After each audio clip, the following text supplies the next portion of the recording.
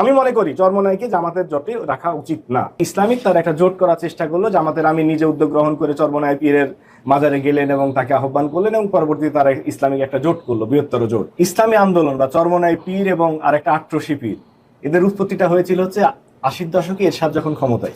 এরশাদ সাহেব আবার খুব পীর পূজারী ছিলেন, তিনি আট্রসির মাজারে যেতেন এবং এই চরমোনাইরা তখন থেকেই ফাইন্যান্সড হয় এবং তারা বিভিন্ন গোয়েন্দা সংস্থার মাধ্যমে বেনিফিটেড হয়ে এই ধরনের একটা সংগঠন তৈরি করে। জামাতের যে বড় একটা স্ট্র্যাটেজিক ইস্যুটা ছিল, এটা ইটস এ পলিটিক্স। তো তারা পলিটিক্সে তারা আসলো সম্পূর্ণরূপে ইসলামিক দল থেকে, তারা তাদের জোটটার মাধ্যমে অনেকটা ইসলামিক এবং নন ইসলামিক দল, যেটা রাষ্ট্রপতি জিয়াউর রহমানের ছিল, যে ডান বাম মধ্যপন্থী সকলকে নিয়ে একটা দল গঠন করা, বিএনপি গঠন হয়েছিল, সেই ধরনের একটা জোটের এনসিপির মতো একটা প্রগতিশীল একটা দল যারা ইয়াং জেনারেশনের এবং ন্যাশনালিস্ট পার্টি তাদেরকে নিল, ইসলামিক জোটকে নিল, কিন্তু এখানে চরমোনাই তখন বাগড়া দিয়ে বসলো। তাদের চাহিদা দিন দিন বাড়তেই থাকলো। একই সাপের দুই কল্লা থেকে আমি একটা স্লোগান পূর্বে প্রচলিত ছিল যে একই সাপে দুই বিষ, নৌকা ধানের শীষ। এটা আমি নিয়ে আসতে চাই নাই, কিন্তু ভাই বলার কারণে মনে হলো তাই নিয়ে আসলাম। যাক, প্রথমে আসি জোট নিয়ে। এখানে জোটের ক্ষেত্রে যে প্রবলেমটা হয়েছে, যে এই ইসলামী আন্দোলন বা চরমোনাই পীর এবং আরেকটা আট্রসি পীর, এদের উৎপত্তিটা হয়েছিল হচ্ছে 80-র দশকে এরশাদ যখন ক্ষমতায়। এরশাদ সাহেব আবার খুব পীর পূজারী ছিলেন, তিনি আট্রসির মাজারে যেতেন এবং এই চরমোনাইরা তখন থেকেই ফাইন্যান্সড হয় এবং তারা বিভিন্ন গোয়েন্দা সংস্থার মাধ্যমে বেনিফিটেড হয়ে এই ধরনের একটা সংগঠন তৈরি করে এবং তারা চরমভাবে জামাত বিদ্বেষী। সবসময় জামাতে ইসলামী বিএনপির খুব কাছাকাছি তারা রাজনীতি করেছে। 91 সালে আপনারা সকলেই জানেন যে 17টা আসন জামাত ইসলাম পায় এবং তাদের সমর্থনে বিএনপি ক্ষমতায় আসে এবং তার বিনিময়ে জামাত ইসলাম সেই সময় কোনো কিছু নেয় নাই। পরবর্তীতে জামাতের সাথে বিএনপির কিছুটা দ্বন্দ্ব হয় তত্ত্বাবধায়ক সরকার ইস্যু নিয়ে এবং আওয়ামী লীগের সাথে তারা যুগপৎ আন্দোলন করে, কিন্তু কোনো জোট গঠন করেনি। পরবর্তীতে 2001 থেকে মোটামুটি বিএনপির সাথে একটা মজবুত জোট ছিল, যেটা এই 2024 সাল পর্যন্ত ছিল। কিন্তু যখন আওয়ামী লীগের পতন হলো, তখন ন্যাশনাল ইউনিটির যে প্রয়োজনটা ছিল, সেই প্রয়োজনটা কেন যেন দুই দলই তারা ভুলে গেল। এখানে সমস্যা আমাদের ছিল, জনাব তারেক রহমান দেশের বাইরে ছিলেন, জামাতের 10-11 জন শীর্ষস্থানীয় নেতাকে ফাঁসি দেওয়ার কারণে তারাও একটা নেতৃত্ব শূন্যতার মধ্যে ভুগেছে।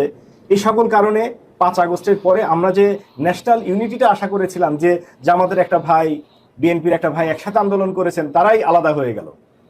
তো এরপরে পরবর্তীতে যেটা হলো, যে ইসলামিক তার একটা জোট করার চেষ্টা করলো, জামাতের আমি নিজে উদ্যোগ গ্রহণ করে চরমোনাই পীরের মাজারে গেলেন এবং তাকে আহ্বান করলেন এবং পরবর্তীতে তারা ইসলামিক একটা জোট করলো, বৃহত্তর জোট করে, যারা বিএনপিকে প্রথমে মনে হচ্ছিল যে বিএনপিকে চ্যালেঞ্জ করার কোনো কিছু নাই, বিএনপি একেবারে 100% শিওর যে তারা সরকার গঠন করবে। কিন্তু এই যে ইসলামিক জোটটা হওয়ার পরে তখন বিএনপির মাঝেও একটা সিরিয়াসনেস আসলো যে না, নির্বাচনে আমাদেরকে প্রতিযোগিতার সম্মুখীন হতে হবে, যেটা জনাব তারেক রহমান বারবার ইংল্যান্ড থেকে বলেছে যে আমাদের এই নির্বাচনী মানে মাঠ অতিক্রম করা খুব সহজ হবে না এবং বিএনপি সেভাবে প্রিপারেশন নিচ্ছে। পরবর্তীতে সবচেয়ে সারপ্রাইজিং ছিল যে জামাত এবং এনসিপি তাদের কথাবার্তা কিন্তু খুব কাছাকাছি ছিল। আমরা দেখেছি যে সংস্কারের ক্ষেত্রে বিএনপির অনেক অবজারভেশন থাকলেও জামাত এবং এনসিপি তারা খুব কাছাকাছি ছিল, যে মৌলিক সংস্কারগুলোর ব্যাপারে, সাংবিধানিক সংস্কার থেকে শুরু করে রাষ্ট্রপতি সরানো এবং অন্য ইস্যুগুলোতে তারা কাছাকাছি ছিল। কিন্তু কোনো অবস্থাতেই এনসিপি এবং জামাত তারা জোট করতে রাজি হচ্ছিল না, বরঞ্চ এনসিপি চেষ্টা ছিল বিএনপির সাথে জোট করার। পরবর্তীতে যেহেতু বিএনপির কাছ থেকে তারা 3-4টার বেশি আসনের অঙ্গীকার পায় নাই, পরবর্তীতে তারা জামাতের দিকে আসলো এবং এখানেই গন্ডগোলের সূত্রপাতটা। যখন ডক্টর অলি আহমেদ এবং এনসিপি যখন জামাতের সাথে জয়েন করলো, তখন চরমোনাই বলল যে তারা এই বিষয়টা জানে না এবং তারা এনসিপিকে 30টা সিট ছেড়ে দেওয়া তারা পক্ষে না। আর জামাতের যে বড় একটা স্ট্র্যাটেজিক ইস্যুটা ছিল, এটা ইটস এ পলিটিক্স। তো তারা পলিটিক্সে তারা আসলো সম্পূর্ণরূপে ইসলামিক দল থেকে, তারা তাদের জোটটার মাধ্যমে অনেকটা ইসলামিক এবং নন ইসলামিক দল, যেটা রাষ্ট্রপতি জিয়াউর রহমানের ছিল, যে ডান বাম মধ্যপন্থী সকলকে নিয়ে একটা দল গঠন করা, বিএনপি গঠন হয়েছিল, সেই ধরনের একটা জোটের এনসিপির মতো একটা প্রগতিশীল একটা দল যারা ইয়াং জেনারেশনের এবং ন্যাশনালিস্ট পার্টি তাদেরকে নিল, ইসলামিক জোটকে নিল, কিন্তু এখানে চরমোনাই তখন বাগড়া দিয়ে বসলো। তাদের চাহিদা দিন দিন বাড়তেই থাকলো।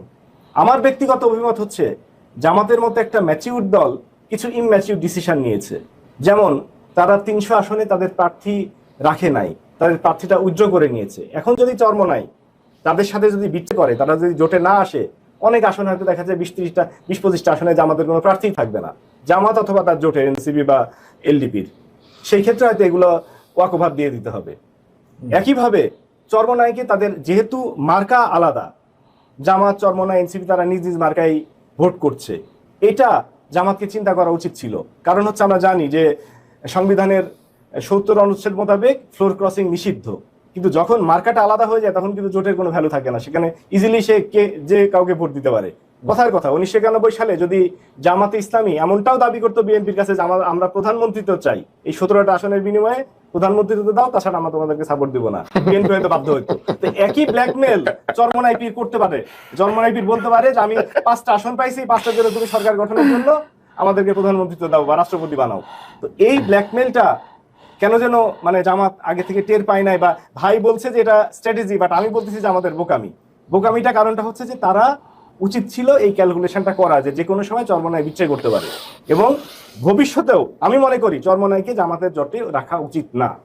জোট থেকে চলে গেলে জামাতের জন্য 3% ভোট দরকার নাই জামাতের, কিন্তু এই 3%-এর কারণে ভবিষ্যতে সরকার গঠনের মুহূর্তে যদি জামাত যদি সরকার গঠন করার উপযোগী হয়, সেই ক্ষেত্রে তাদের 10-15টা আসন ভাইটাল হতে পারে এবং তারা জামাতকে ব্ল্যাকমেল করতে পারে। এবার আসি পরবর্তী প্রসঙ্গে, ব্যালট পেপার নিয়ে যে প্রবাসীদের বিতর্ক সৃষ্টি। এখানে আসলে আমরা নির্বাচন কমিশনকে দোষ দিচ্ছি, এখানে নির্বাচন কমিশনের কিছুই করার নেই। কোন একটা প্রবাসী, আপনি জানেন যে অনলাইনে প্রবাসী না, জামাতপন্থীদের না, আমি প্রবাসীদের কথা বলছি, যে প্রবাসীরা অনলাইনে তাদের এনআইডির মাধ্যমে রেজিস্ট্রেশন করেছে এবং তাদের একটা ঠিকানা দিয়েছে। এবং সেখানে কাতার যে দেশের ঘটনা, ওমানে একটা জায়গাতে 300-র মতো ব্যালট ছিল, যেগুলো ব্যালটগুলোকে নিজ নিজ প্রার্থীর কাছে পাঠিয়ে দেওয়া হচ্ছিল। সেখানকার জামাতের যিনি সভাপতি আছেন তার ভাষ্য আমি ঘন্টা দুয়েক আগে শুনলাম, যে উনি ব্যাখ্যা দিয়েছেন এইভাবে যে ব্যালটটা গিয়েছে, আমরা যেহেতু শ্রমিক, বেশিরভাগ বাংলাদেশের মানুষগুলো ওখানে শ্রমিক হিসাবে থাকে এবং শ্রমিকদের নির্দিষ্ট কোনো ঠিকানা পার্মানেন্টলি থাকে না, তারা অনেকে লুকায় থাকে, অনেকের হয়তো দেখা যায় আকামা শেষ হয়ে গেছে, এইসব কারণের জন্য তারা অনেক ক্ষেত্রে নিজের ঠিকানা ইউজ করতে পারে না। একটা পার্টিকুলার মিটিংস প্লেস বা কোনো একটা তাদের মধ্যে যে একটু ইনফ্লুয়েন্সিয়াল পজিশনে আছে, রেস্টুরেন্ট বা কোনো একটা ঠিকানা ব্যবহার করে হয়তো 100-200 শ্রমিক সেই ঠিকানা ব্যবহার করছে, সেই ঠিকানাতে সমস্ত ব্যালটগুলো আসছে।